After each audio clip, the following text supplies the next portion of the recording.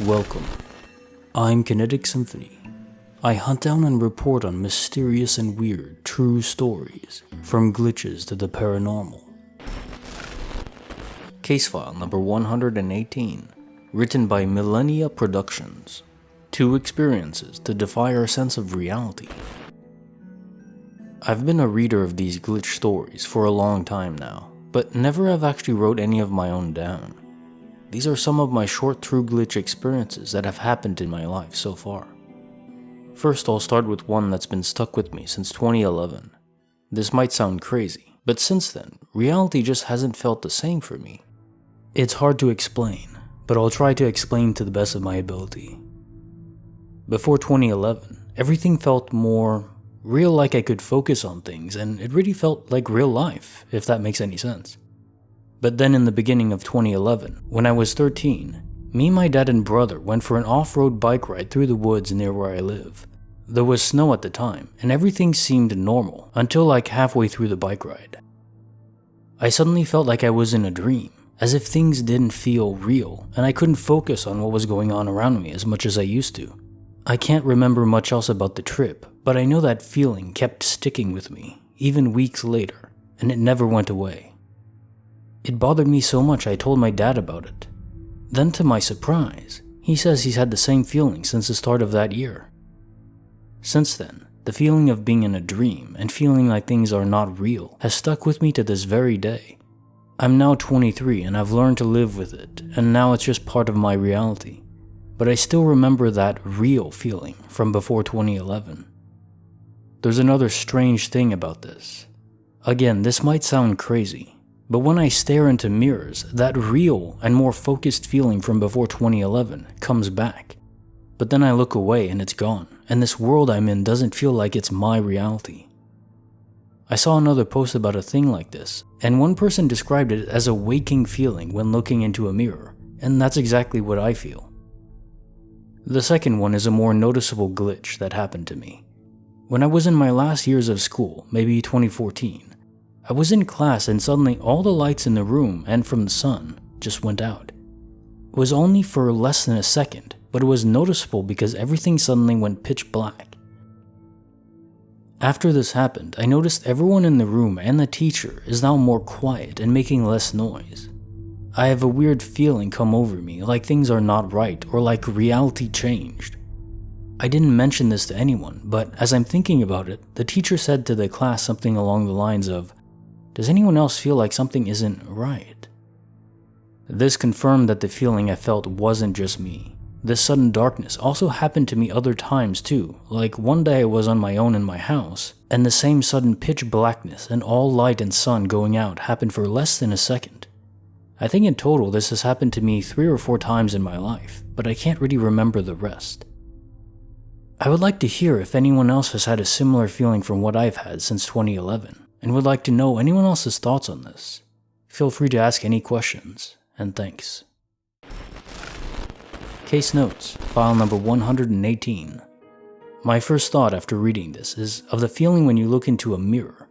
Just a few cases ago, there was a story of a woman who rented a home, but the landlord didn't want the mirrors taken down. It's not clear if this was a curse or if spirits were harnessed through it, but most do agree though. Mirrors are either windows into our own inner essence, or perhaps into other worlds. Maybe even you crossed over to another universe back in 2011, and when you look into a mirror, you get a sense of the you in your originating universe calling to your soul. Something like that. Millennia Productions responded briefly, saying, "I remember that glitch story that reminded me of my own experiences. I think your theory could definitely be possible. That is how I feel when I stare into mirrors now." Case file number 119, written by KiraBourne. Her dad passed away, yet comfort was offered from an unknown source. So I'm currently 18 and my father died in September 2020 due to a heart attack. We had a very strange relationship. He was an alcoholic. He had to leave our house because of one of his episodes in which he was very violent with me and my mom. Since then, he lived far away with his mother and we tried to fix the relationship, but we couldn't. He was very aggressive with me and I needed some time to clear my mind. So we stopped talking, and suddenly, he died. I attended his funeral with my boyfriend. My father's side of the family didn't want to see my mother, so she had to stay at home.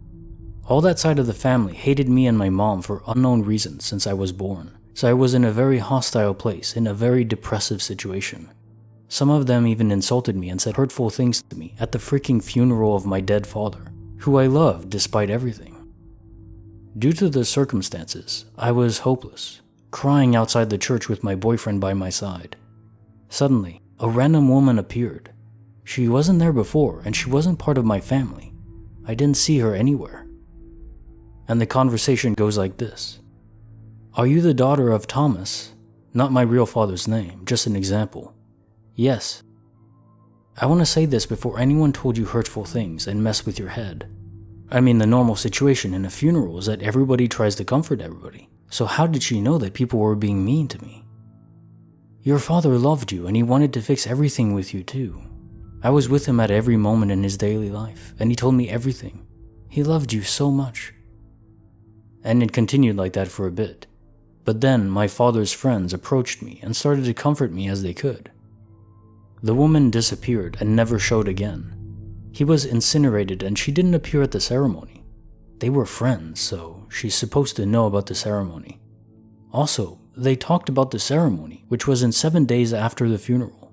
She must have heard of it. His friend never mentioned that woman at any moment. They didn't know her, nobody knew. So it was kind of, I don't know, but her words really comforted me and helped me to confront his death. I remember the words of that mystery woman ever since I heard them. Case notes, file number 119. So my gut instinct on this is a reaper. Perhaps the one that facilitated the crossing of your dead father.